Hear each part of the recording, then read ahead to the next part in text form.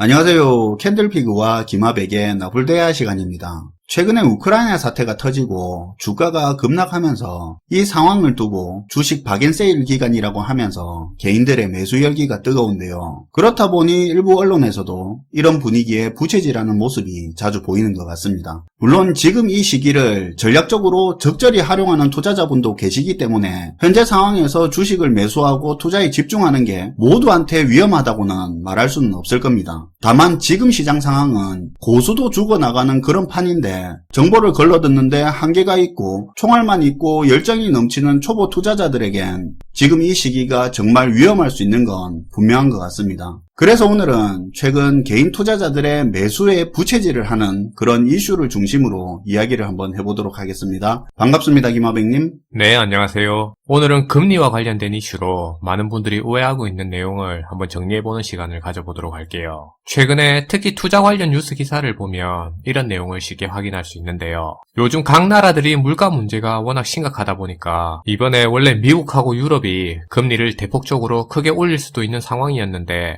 근데 최근 러시아 우크라이나 사태가 터지면서 미국과 유럽이 금리 인상을 미룬다거나 올리더라도 원래 올리려고 했던 것보다 금리 인상 폭을 줄여서 올릴 수 있는 그런 환경이 조성될 가능성이 커졌다는 겁니다. 전쟁 때문에 공급 위기가 커졌는데 이 상황에서 물가 잡겠다고 금리 인상했다가 바로 경기 침체로 빠져들 수 있기 때문에 물가 문제 심각하지만 일단 조금 상황 정리될 때까지 금리 인상 시기를 뒤로 좀 미루거나 금리 인상 폭을 좀 줄여야 될 것 같다는 그 말이 나오는 거 말하는 거죠. 그쵸. 그러니까 우크라이나 사태가 주식 투자 관점에서는 게임 체인저가 될 수 있다는 그런 내용인데요. 기존의 투자 시장에서 볼 때 가장 큰 악재가 금리 인상과 관련된 통화긴축 문제였는데 그걸 이번 우크라이나 사태가 완화시켜줬다는 거고 이게 증시 입장에서는 호재로 작용할 가능성이 크게 됐다는 거죠. 그렇긴 하더라고요. 지금 그게 호재라고 말하는 의견들이 많이 들리죠. 네. 이걸 맞고 틀리고를 떠나서 이런 분석 내용 자체가 잘못된 건 아닌데 근데 문제는 이런 종류의 분석이 어찌 보면 굉장히 위험한 시기에 사람들의 투자를 부추기게 만들 수 있다는 거예요. 실제로 일부에서는 이런 내용을 바탕으로 지금 시점이 바닥을 다지는 시점이고 시장이 떨어질 때마다 적극적으로 주식을 사서 언제까지 장기적으로 보는지는 모르겠는데 어쨌든 장기적으로 담을 타이밍이라고 분석하는 그런 투자 조언도 많이 확인할 수 있습니다. 그런 의견들이 많이 보여서 지금은 그러려니 하긴 하는데 진짜 많더라고요. 네.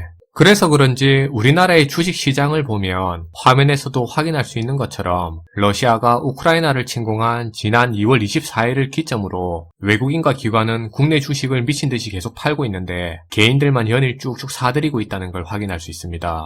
그래서 지금부터는 앞에서 말한 저런 분석 내용이 왜 자칫하면 굉장히 위험할 수 있는 내용인지 그 이유에 대해서 한번 얘기해 보도록 할게요. 사실은 잠깐 까먹거나 놓쳐서 그렇지 굉장히 기본적인 내용으로 다들 다 알고 있는 내용일 거예요. 먼저 캔들피그님 제가 질문 하나 해볼게요. 보통 금리는 언제 내립니까? 경기가 안 좋을 때 침체된 경기를 살리기 위해서 보통 금리를 내리죠. 그쵸. 간단하게 보면 보통 경기가 안 좋을 때 금리를 내리죠. 그럼 금리 인상은 언제 할까요?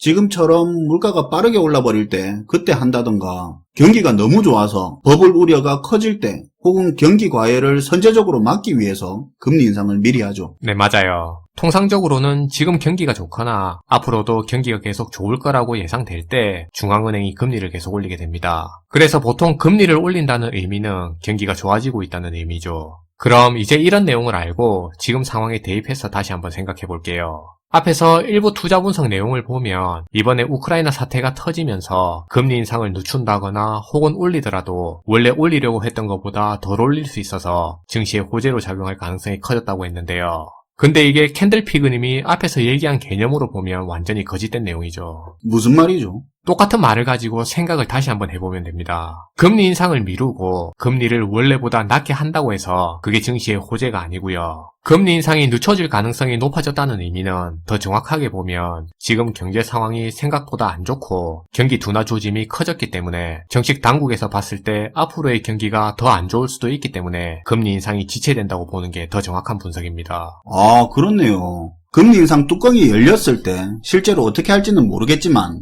아무튼 투자자들이 걱정하던 금리 인상이 뒤로 미뤄진다고 그게 호재로 볼 수는 없는 거네요. 금리 인상이 미뤄진다는 거 의미를 생각해보면 경기가 금리 인상을 받아주기 어려울 만큼 앞으로 안 좋을 걸 염려한다는 말이니까 이걸 투자 측면에서 호재로 받아들인다는 건 아이러니네요. 그쵸. 그냥 간단하게 얘기하면 만약에 금리 인상이 미뤄진다고 치면 금리 인상이 미뤄진다는 이 자체가 장기적인 투자 관점에서 오히려 악재일 수 있다는 얘기입니다. 호재가 아니고요.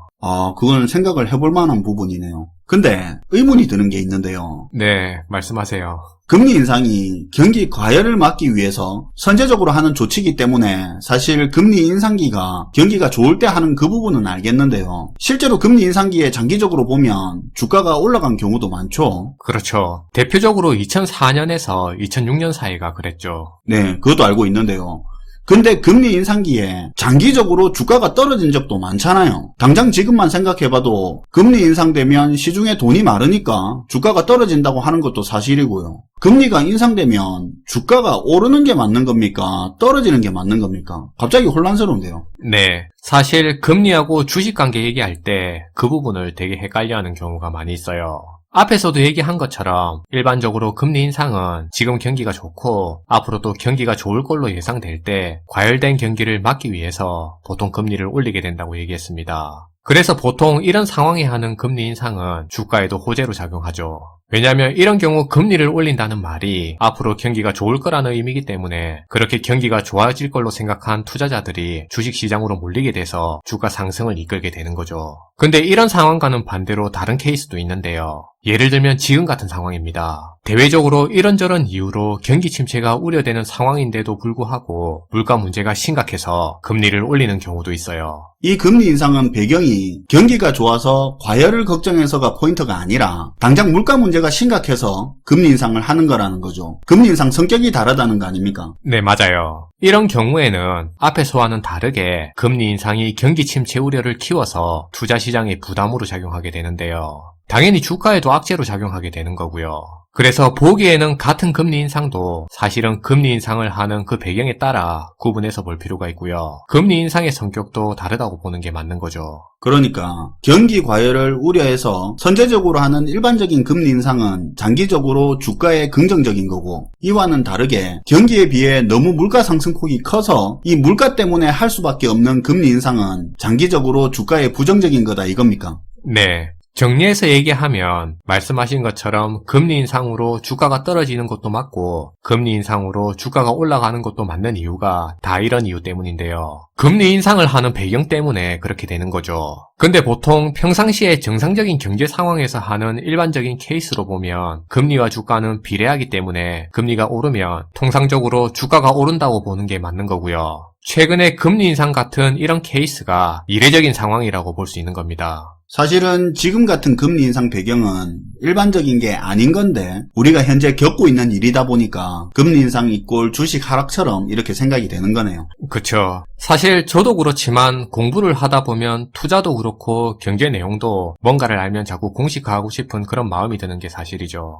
근데 이번에 금리 인상 문제도 그렇지만 어떨 때는 과도한 공식화 때문에 오히려 현상이 더 복잡하게 느껴지는 그런 경우도 많이 있는 것 같아요. 그런 경우 있죠. 오늘도 잘 들었습니다, 김하백님. 네, 감사합니다. 지금의 시장 상황을 보면 물가 문제에 우크라이나 사태가 끝난 것도 아니고 장기화될 수 있는 여지가 많고 그 과정에서 새롭게 터지는 예상치 못한 변수도 많죠. 그뿐만 아니라 쎄하다 싶을 정도로 중국의 경제기사가 갑자기 사라지고 국내 부채 문제 역시도 갈수록 심각해지고 있죠. 러시아 제재가 중국까지 이어지거나 하는 일이 벌어졌을 때 투자 시장의 타격은 말로 설명이 힘들죠. 미국의 금리 인상은 시작도 안 했는데 말만 무성하고요. 이렇게 감당 안 되는 리스크들이 또 다른 리스크를 재생산해내고 종합주가지수가 마치 개별 종목처럼 너를 뛰는 이 시장 상황에서 최소한 개인 투자자들이 쉽게 수익을 낼 수 있는 장이 아니라는 생각은 할 필요가 있을 것 같고요. 이렇게 대형 변수가 많은 상황에서 실물 경기를 둘러싼 대외적인 변수를 다 제외시키고 금리 인상 하나만 가지고 향후 증시 흐름을 판단하는 것도 위험하지 않나 하는 생각을 같이 공유했으면 좋겠습니다. 시청해주셔서 감사하고요. 지금까지 나불대화 시간이었습니다.